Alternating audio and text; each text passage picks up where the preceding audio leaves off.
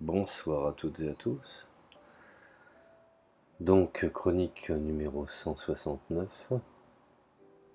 Et dans cette chronique, je vais essayer d'expliquer d'une façon factuelle et historique comment s'est passée la destruction de l'armée populaire yougoslave. C'est vrai que souvent on parle de la guerre de Yougoslavie, mais on ignore certaines structures qui ont été essentielles et qui ont permis la cohésion à ces différents peuples à l'intérieur. Alors pourquoi je parle de destruction de l'armée populaire yougoslave, qui en serbo-croate donne Jugoslovenska Narodna Armija, alias JNA, JNA. Donc que reste-t-il finalement de l'héritage titiste, plus particulièrement la structure de l'armée yougoslave, qui portait le nom d'armée populaire yougoslave, et ensuite elle est devenue effectivement l'armée yougoslave, donc Jugoslavenska Vojska, perdant non seulement dans un premier temps le qualificatif de populaire, mais je dirais abandonnant aussi celui de Vojska, le nom de j'appelle d'Armija, chargé de référence à la lutte des partisans, référence bien entendu à la Seconde Guerre mondiale, dont Tito fut le chef. Pourtant, ce n'est que récemment que les nouveaux insignes se sont généralisés sur, je dirais, les écussons des soldats. Au lieu de l'étoile rouge, qu'on a appelée également l'étoile rouge de Belgrade, ils arborent désormais l'aigle bicéphale de la dynastie serbe des Karađorđević, en français Karađorđević. Alors, pour les détracteurs de la Yougoslavie unie, l'armée aurait été de tout temps une armée, je dirais, à forte dominance serbe. Ce que contesteraient encore bien des Monténégrins, des Bosniaques ou des Macédoniens, pour qui cette armée restait un héritage de la résistance antifasciste et également un élément de cohésion. Alors s'il existait probablement une tradition militaire différente chez les Serbes, les chiffres révélaient une composition effectivement plurinationale de l'armée, je dirais même notamment au niveau du haut commandement. Et ce n'est que ce que j'appelle aux échelons intermédiaires de la hiérarchie qu'une super représentation, ma foi, serbe pouvait être notée. Encore une fois, il faut bien préciser que l'armée yougoslave était une armée multiethnique, puisqu'elle est encore aujourd'hui, je dirais, fêtée, honorée par beaucoup de Yougoslaves, comme une armée où effectivement elle était, je dirais, le rempart contre les divisions ethniques et ce qui a finalement mené à la destruction d'une nation, avec son lot de meurtres, de massacres, de génocides.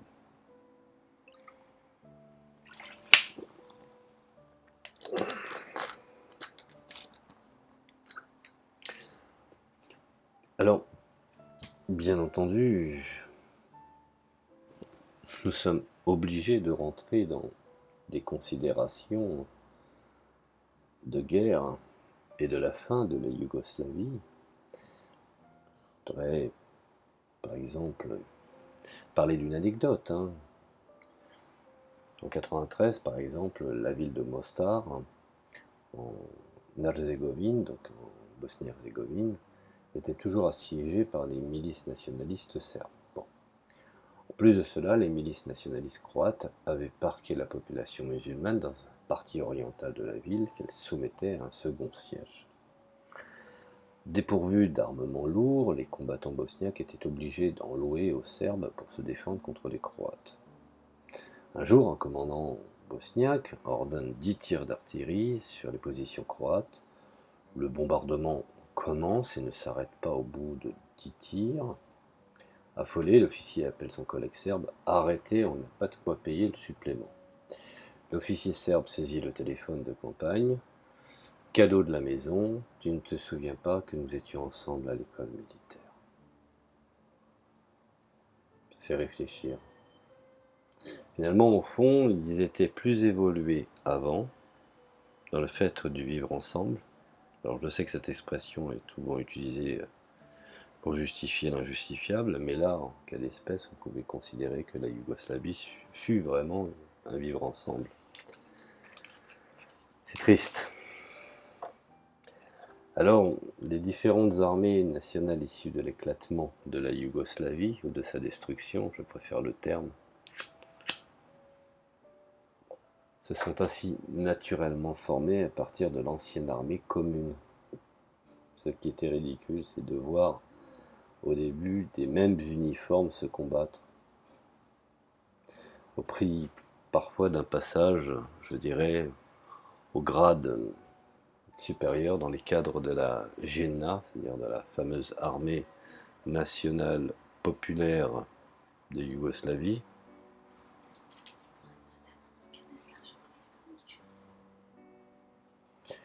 Et finalement, au fond, ils ont rejoint leur armée nationale, naturelle, à quelques prestigieuses, je dirais, exceptions. Comme celle par exemple du général Jovan Divjak, commandant serbe de la défense de Sarajevo, contre le Serbe, je dirais le siège mené par les nationalistes serbes de Palais, et durant un temps numéro 2 de l'armée bosniaque. Pour lui, le choix, non pas national, mais politique, a été de se battre pour défendre le principe d'une Bosnie unie et plurinationale, héritage effectivement de la JNA, c'est-à-dire de l'armée populaire yougoslave.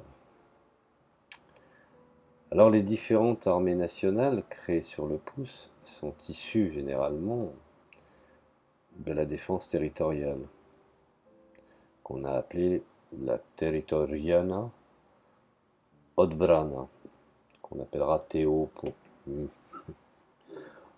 question de pratique, qui peut le plus souvent, je dirais même, placée sous la responsabilité des autorités de chacune des républiques. Dès avant, bien entendu, l'éclatement de l'État commun. N'oublions pas que cette armée était une armée partisane et avait pour principe la défense du socialisme. Alors, quelle ville yougoslave ne possédait pas son avenue de l'armée populaire? Alors, et sa salle des fêtes de l'armée, par exemple, Dambjena, largement ouverte à toutes sortes de manifestations culturelles, partout, je dirais même dans le pays, monuments et slogans rappelaient le geste héroïque, je dirais, de la lutte de libération antifasciste. N'oublions pas que la Deuxième Guerre mondiale a pris l'allure, je dirais, d'une sanglante guerre civile en Yougoslavie, ne l'oublions pas. Par exemple, aux zones d'occupation allemande, italienne et bulgare s'ajoute un État indépendant croate. Rappelez-vous l'État libre d'Ante Pavelić, dirigé par des anciens Ustashi, qui, pour partie, portèrent, je dirais, l'uniforme allemand.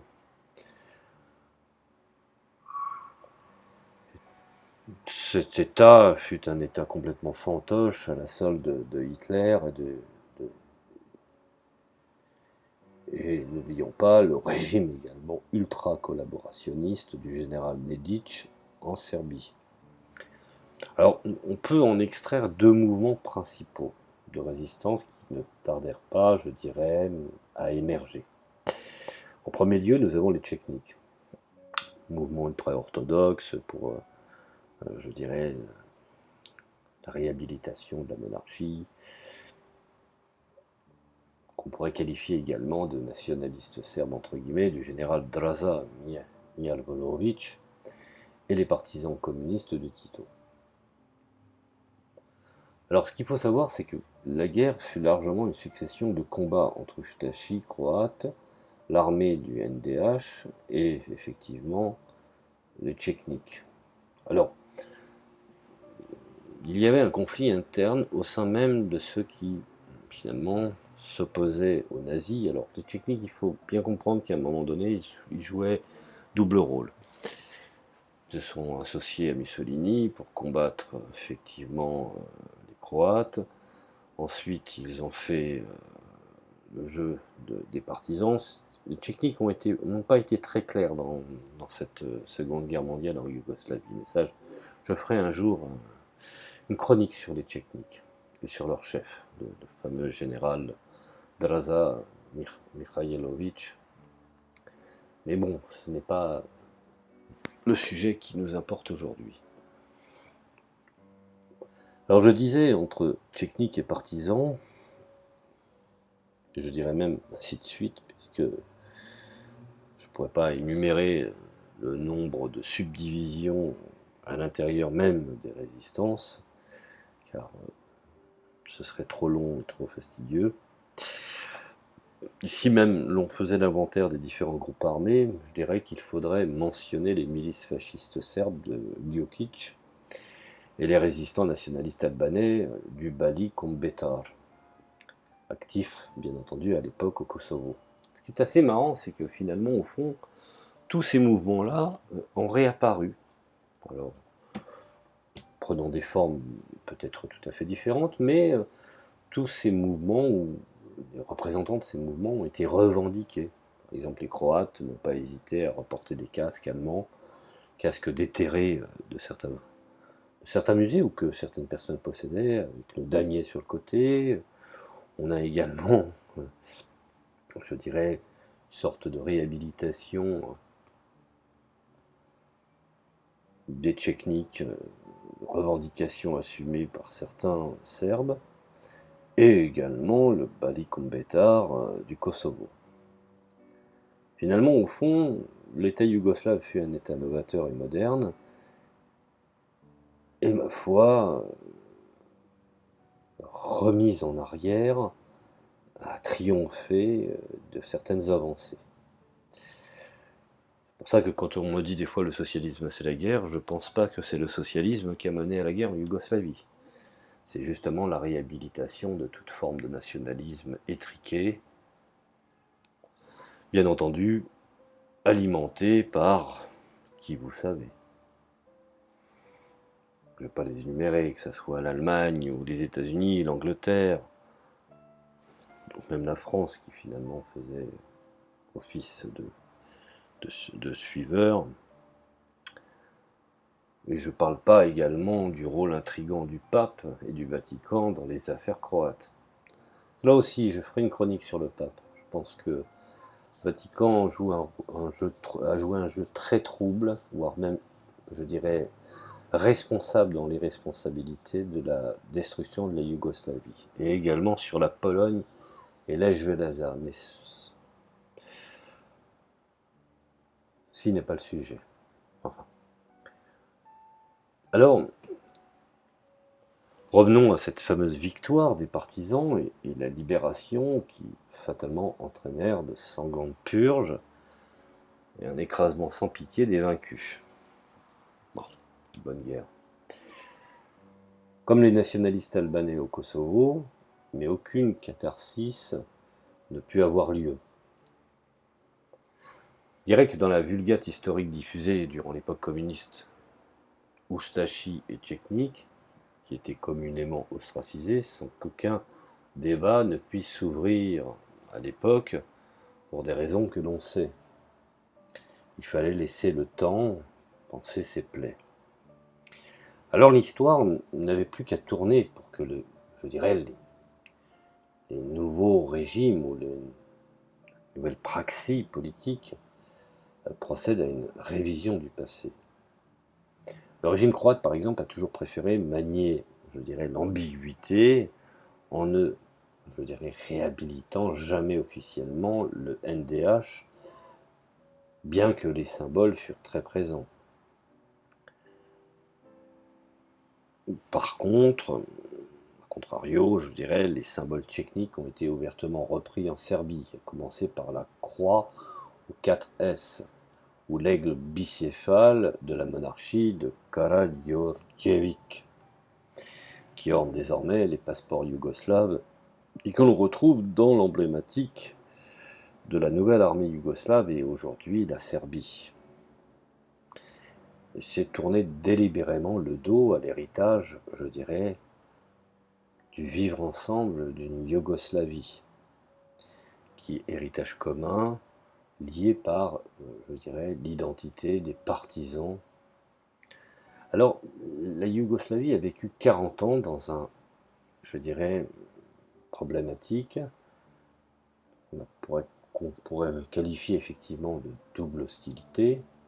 Donc, pays socialiste,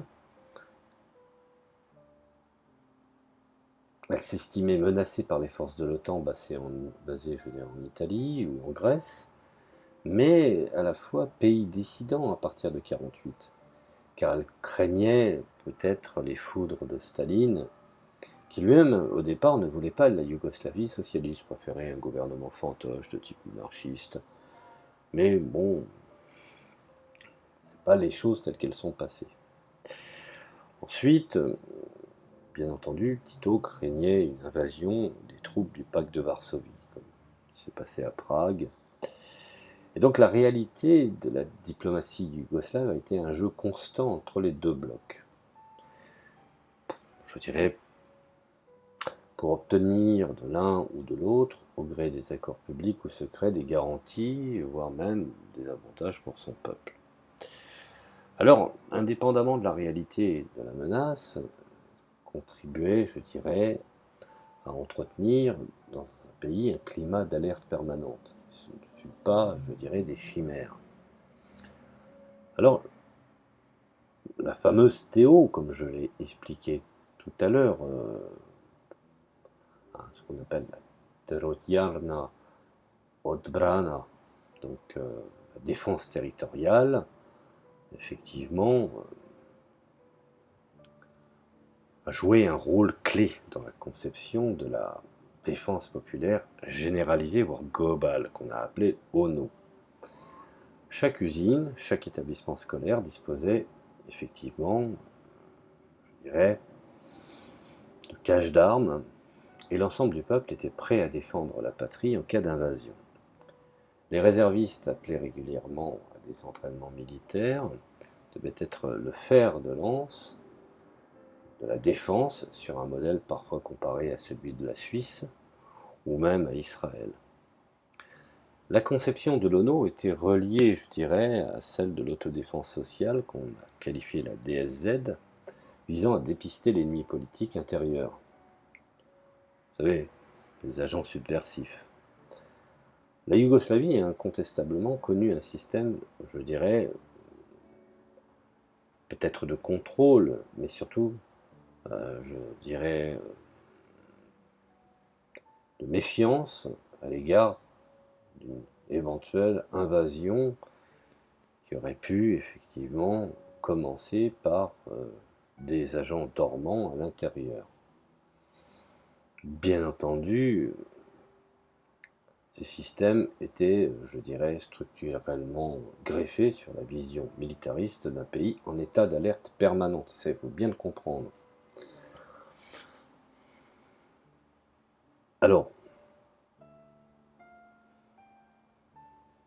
au cours de la dernière période d'existence de la Fédération yougoslave, placée sous le contrôle des autorités de chaque république, la TO, je n'ai pas encore expliqué, l'organisation du territoire, a été le premier outil militaire des républiques nouvellement indépendantes.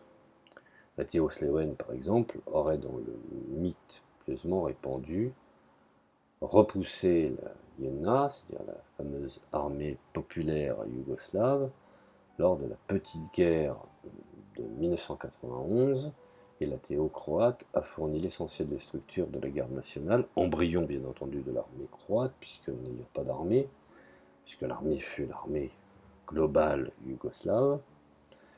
La TO des régions de Croatie au peuplement serbe, comme la Krajina, a transféré en 1990 son allégeance du Parti communiste au nouveau Parti démocratique serbe, le fameux SDS, et a directement, je dirais, organisé le soulèvement qui a servi de prétexte à la guerre.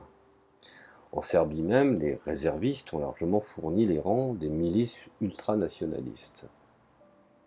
Tapis dans l'ombre, beaucoup de anciens tchétniks ont repris du service.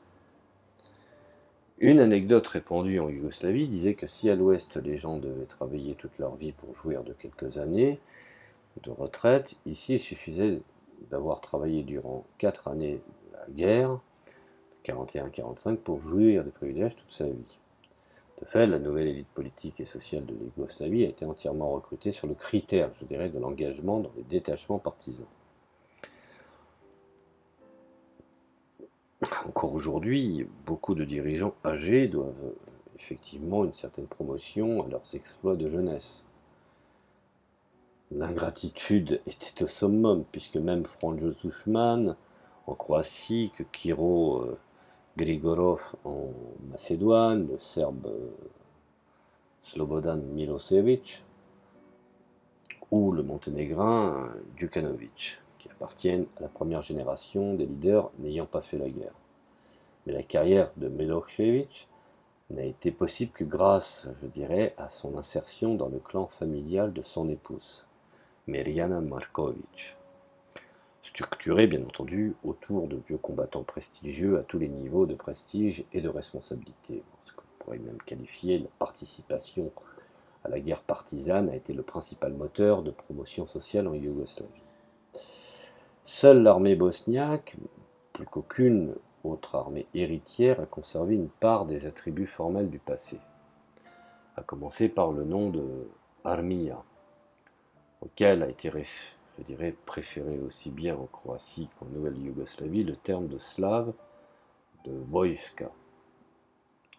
L'auto-identification de l'Armija bosniaque à l'Armija des partisans reposait sur une assimilation politique entre la lutte de libération antifasciste de la Deuxième Guerre mondiale et la résistance contre l'agression serbe de 1992-95, beaucoup plus que la Serbie ou la Croatie. La Bosnie-Herzégovine est restée fidèle aux souvenirs des partisans, et ça on a tendance à l'oublier. Et je vais même vous étonner, même s'il y a des salafistes et des wahhabites, puisque les Saoudiens des pays du Golfe ont su, je dirais, battre le fer, il n'en demeure pas moins qu'il reste beaucoup de nostalgiques de la Yougoslavie, très attachés au communisme ou au système d'autogestion. Alors, l'armée yougoslave a toujours été une armée de conscription dotée, je dirais, de la fonction idéologique de fondre les diversités nationales, les appeler dans le creuset commun de la défense de la patrie. Staline lui-même reprochait à Tito d'être, je dirais, un nationaliste. Souvenez-vous, dans les ex-pays de l'Est, les démocraties populaires, le titisme était appelé révisionnisme et était condamné au même titre que le trotskisme. Alors, le trotskisme, on peut le comprendre, le titisme, un peu moins. Alors le modèle, finalement, de cette défense était très proche du modèle jacobin français, et n'étant pas très éloigné de cette conception. Cette conception militaire s'appuyait sur l'idéologie du yougoslavisme, qu'on pourrait qualifier comme étant yougoslavisme intégral, relativement, je dirais, dominante à partir de la fin des années 40. Alors, cette tendance visait à dépasser les antagonismes nationaux pour former un nouveau peuple, yougoslave, les Slaves du Sud, à partir de ces différentes composantes, serbes, croates, slovènes, macédoniennes. Et le retour de bâton aura lieu dans les années 60 avec l'instauration de la réforme économique de 65 et la mise à l'écart du, je dirais, tout-puissant ministre de l'Intérieur, Aleksandar Ranković. représentant au sein du parti d'une conception traditionnelle serbe tendant à confondre yougoslavisme et unité nationale, sous-entendu bien entendu serbe. Et ce nouveau cours, je dirais, trouvera son achèvement dans la constitution décentralisatrice de 1974 bien entendu.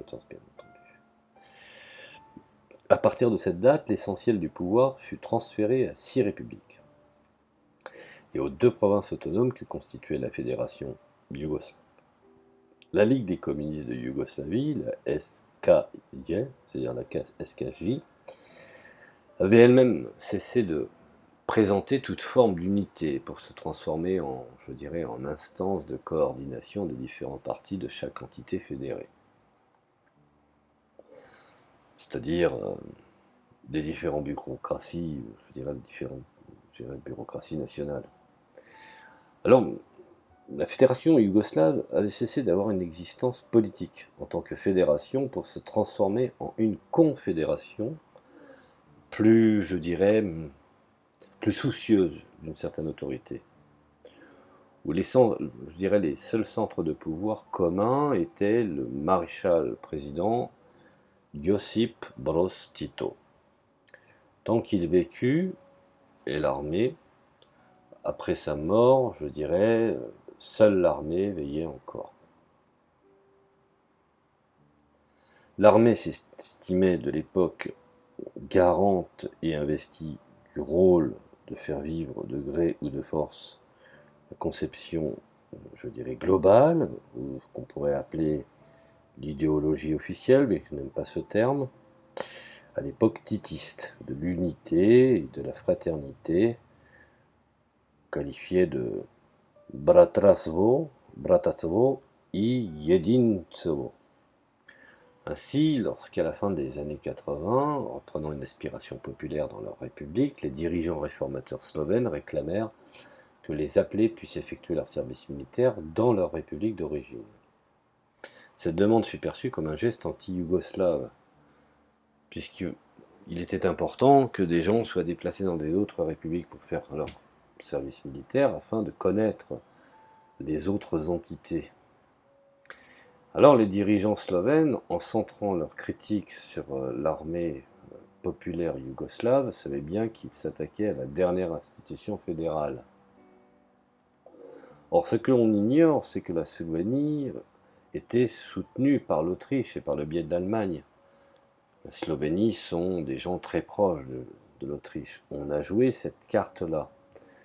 Je ferai aussi plus tard une chronique sur les liens des différents signataires des accords de Dayton, donc en l'occurrence Franjo Tuđman, Alija Izetbegović, Slobodan Milošević, et effectivement également, je dirais, la responsabilité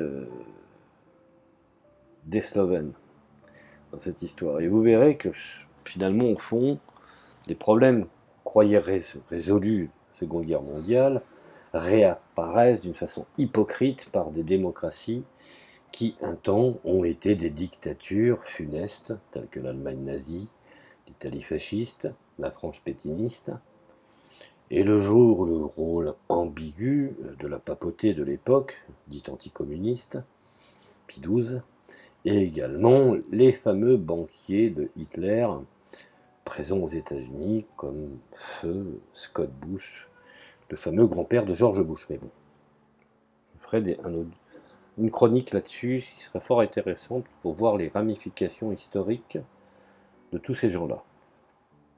Alors les dirigeants slovènes centrent leur critique, comme je l'ai expliqué, qu'ils s'attaquent à la dernière institution fédérale, en l'occurrence bien entendu l'armée populaire yougoslave, et dans les faits, au contraire, je dirais, les conscrits étaient le plus souvent envoyés fort loin de leur république d'origine, pour les motifs que je viens d'expliquer. Le serbo-croate était bien sûr la langue de l'armée, à l'exclusion du slovène, du macédonien et a fortiori de l'albanais, ou même du hongrois, langue pourtant dotée d'une reconnaissance légale au niveau de la fédération ou des républiques, où elle n'était minoritairement peu pratiquée.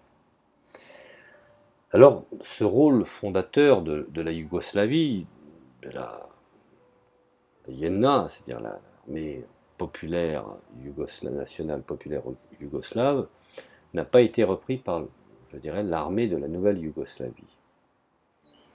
Par exemple, le sort des conscrits albanais du Kosovo a bien évolué. Alors, reprenons les conflits qui se sont passés dans les années 80.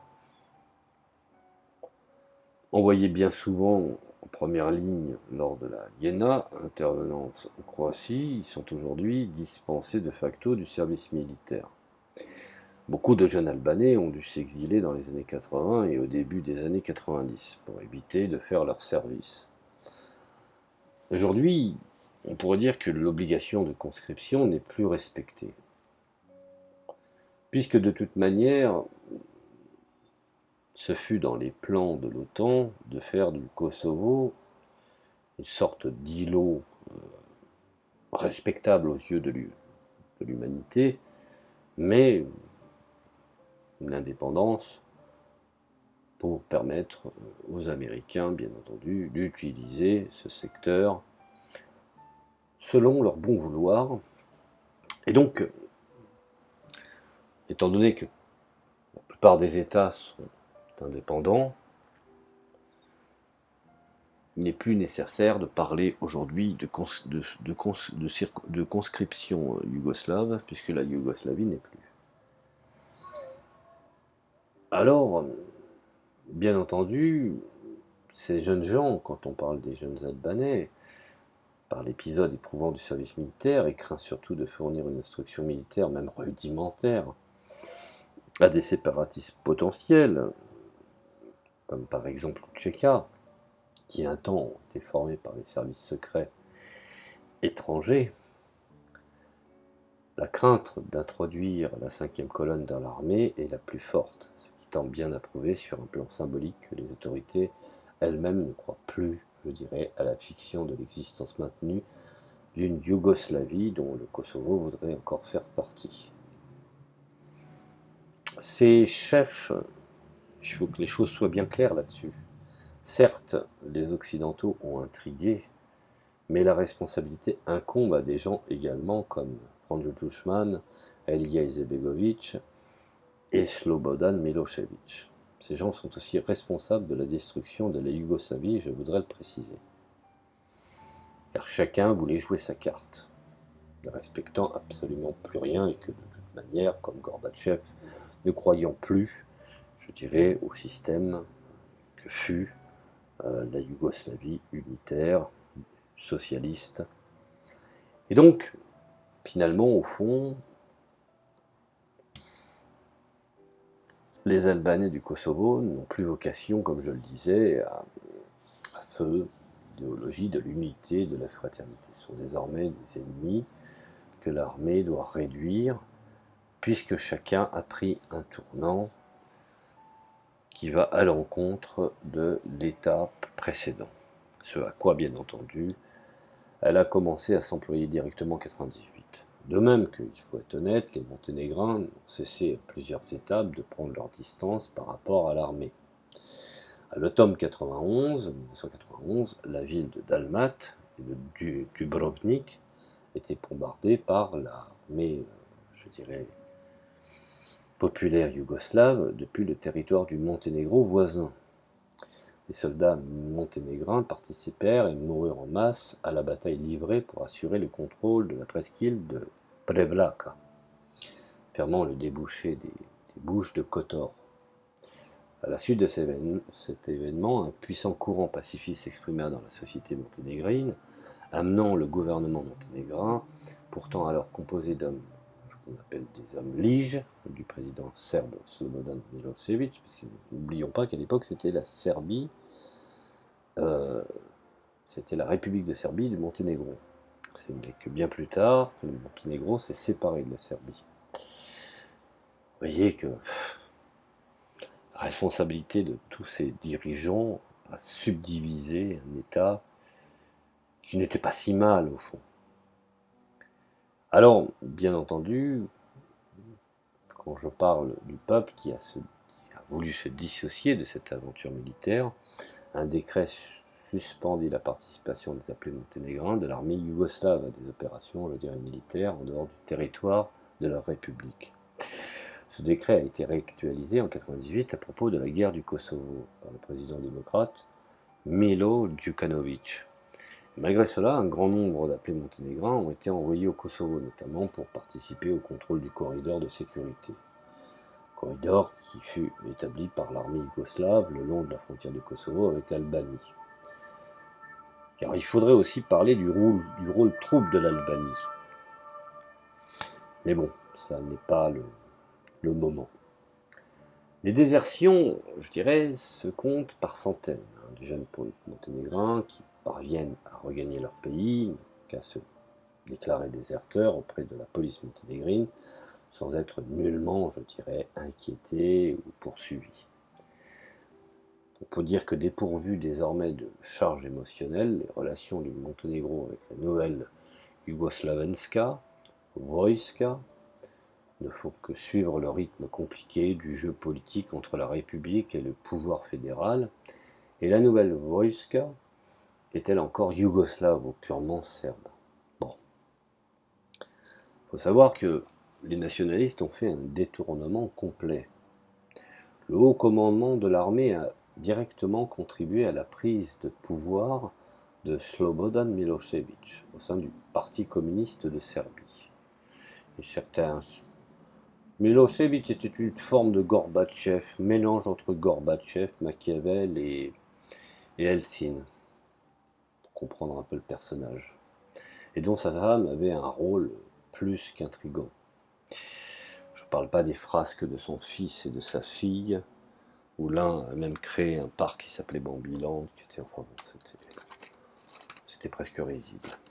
Mais ça, c'est encore une autre histoire. Alors l'armée a soutenu Milošević dans ses putschs anti-bureaucratiques en Serbie, en Voïvodine et également au Monténégro.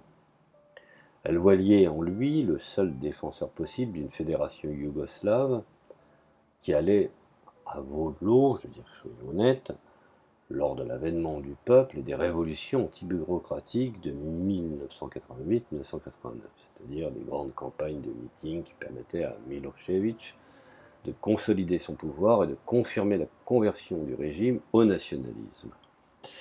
Tous les mouvements de masse structurant la société issue de l'héritage communiste furent mobilisés.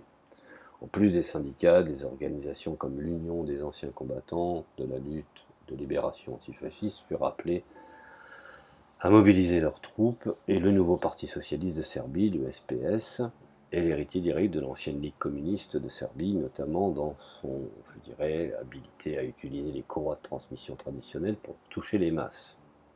Tout ça, finalement, au fond, se servir de l'antifascisme, opération sous faux drapeau, pour régler des comptes avec les Croates. Finalement, au fond, c'est une forme de tcheknikisation de la société serbe par rapport à la ustachisation de la société croate. N'ayons pas peur de dire, entre une certaine revanche des Tchétniks face à des fascistes croates. Alors, dans ses mémoires intitulées de manière révélatrice « Une armée sans État », le général Kadijević, chef d'état-major de l'armée populaire yougoslave au moment de l'éclatement de la Yougoslavie, expose sa vision d'ensemble géopolitique.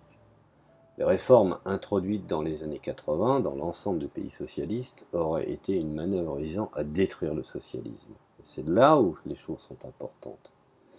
Finalement, au fond, l'ennemi fut à l'intérieur comme à l'extérieur.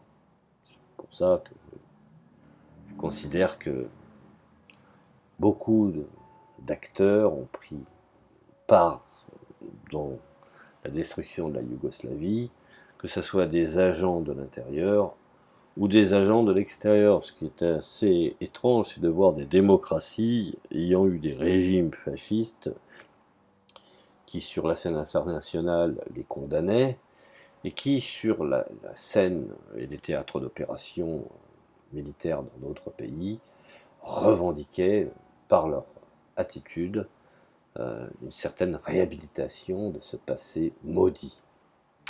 Alors pour le général Kadievitch, défense du socialisme, défense du cadre étatique yougoslave contre les ennemis séparatistes étaient de deux notions synonymes. Suite, je dirais, même le haut commandement de l'armée accepta de voir en Slobodan Milošević et dans ses nouveaux dirigeants du Parti communiste serbe les meilleurs défenseurs du socialisme, ce qui fut une véritable gabegie, voire une erreur de manipulation. Et le ralliement de l'armée au nationalisme serbe n'avait pourtant rien d'inéluctable. Il semble plutôt qu'il y ait eu une manipulation, comme je viens de le dire, réussie dans la hiérarchie militaire par le régime de Milošević. Il avait besoin de se servir du socialisme et du communisme pour mieux, finalement, au fond, mettre en place une certaine idée d'un nationalisme capitaliste, afin que lui et sa propre famille puissent s'enrichir et en trouvant des ennemis factuels afin de justifier son pouvoir. C'est que le pire, c'est que l'armée populaire yougoslave de l'époque croyait défendre la Yougoslavie unitaire quand elle intervenait directement aux côtés des milices serbes en Croatie à l'été, je dirais, à l'automne 95, quand certains appelés, certains conscrits furent interviewés, ils s'étaient persuadés encore de défendre une Yougoslavie qui malheureusement n'existait déjà plus. Et ce qu'il faut préciser, que le combat qui se menait n'avait rien à voir avec la défense de la Yougoslavie. On se servait de tous ces jeunes pour des intérêts qu'ils ignoraient. Alors, l'armée a été transformée par cette guerre, menée largement par toute forme de milice nationaliste, ou même religieuse, n'ayons pas peur de le dire, puisque même les Bosniaques ont eu un temps la reconnaissance des djihadistes. Ils sont vite revenus à la réalité, quand ils ont vu leur comportement criminel. Ça, c'est même les islamistes qui fut, je dirais, aidés, poussés par Bill Clinton, et par le biais, bien entendu, du territoire croate de Franjo Tuđman. Tout ce petit monde, finalement, toutes ces milices, comme, parlons des tigres de Zeljko Ražnatović, Arkan, ou les aigles blancs du fascisme, Bojivas Selčeš, ou les hommes de ces milices, ou également les fameuses milices islamistes entraînées de Alija Izetbegović, ou également ces milices nostalgiques des Ustaši en Croatie. Finalement, au fond, le pouvoir se sont retrouvés dans ces gens qui ont commis des actes de barbarie à l'égard des populations, qu'elles soient serbes, musulmanes ou croates, quel que soit l'intervenant au moment des faits. Et donc ces milices ont rejoint effectivement l'armée régulière des Serbes de Bosnie, commanditée, je dirais même, on peut dire commandée par un ancien colonel de l'armée populaire yougoslave, le fameux général Ratko Mladić. Et quand ils n'ont pas connu une intégration progressive dans les structures de la nouvelle armée yougoslave, quelques officiers serbes ont effectivement déserté par refus de participer à une sale guerre. Beaucoup d'anciens officiers ont critiqué d'une façon terrible et sans, je dirais, une condamnation sans équivoque de tous ces petits dictateurs d'opérette qui menaient finalement le pays à une destruction et trahissaient par-delà le message d'une Yougoslavie titiste contre le peuple qu'il devait défendre également, mais ce choix héroïque impliquait la perte de tout statut social, car manifestement, tous ces petits dictateurs en herbe avaient, je dirais, les leviers de commande dans les mains. Alors, les lieux communs sociologiques sur la revanche des paysans contre les villes, les schémas nationalistes croates ou les bosniaques sont guère applicables pour comprendre l'attitude de l'armée. Par exemple, le général Raseta, commandant de la 5e région militaire yougoslave, qui incluait la région de Zagreb et la Slovénie au moment de la guerre de Croatie, était de nationalité croate. Une part importante du haut commandement a bien cru défendre la Yougoslavie contre les fascistes oustachis, en bombardant Dubrovnik. La nature de la guerre, et tout particulièrement peut-être le siège de Vukovar, ont par contre entraîné une profonde mutation des valeurs de l'armée. Le parcours du général Mladic est révélateur d'une évolution idéologique d'une partie du commandement. Alors qu'il commandait la garnison de Knin, en Croatie dans les années 80, le colonel Mladic faisait partie des réseaux ultra-secrets chargés d'attiser le nationalisme serbe. La même chose dans la radicalité de certaines poches par Ali Izetbegovic et par la prise de position et finalement ses contacts permanents avec la Turquie, l'Iran et puis bien entendu les pays du Golfe. Sans pour autant parler également, pour ne pas oublier, la responsabilité de Franjo Tuđman dans le financement de beaucoup de milices nostalgiques, de l'État libre Ante Pavelić. Alors, ces réseaux étaient largement pilotés par des hommes des services secrets de la police, qui s'étaient finalement au fond convertis dans les affaires. Le fameux SDB, par exemple, qui avait construit aussi leur propre réseau dans l'armée, et son service de ce qu'on appelle le contre-espionnage, le fameux KOS, le KOS. Ce sont probablement les services secrets du ministère de l'Intérieur, le SDB, qui ont planifié la destruction de la Yougoslavie. Il est au moins certain que beaucoup de militaires étaient impliqués malheureusement dans cette machination. Alors, bien entendu, il faut être logique là-dedans. Nous pouvons considérer que les piliers du régime ont été aussi responsables de cette destruction et qu'ils n'ont été que les relais, je dirais, voulus de la Commission européenne et des impérialistes anglais et américains, pour ne pas les citer, mais ils sont également responsables d'avoir détruit leur propre pays. Voilà, je voulais faire cette petite chronique pour bien préciser, parce que effectivement j'ai toujours tendance à m'attaquer à l'ennemi extérieur qui nous vend de la démocratie à tous azimuts, mais je pense qu'il fallait aussi être équitable et préciser aussi la responsabilité de tous ces agents de l'étranger qui ont su attiser le feu pour détruire une nation où finalement le vivre ensemble était possible. Voilà, je vous remercie de m'avoir écouté, je vous dis à la prochaine chronique.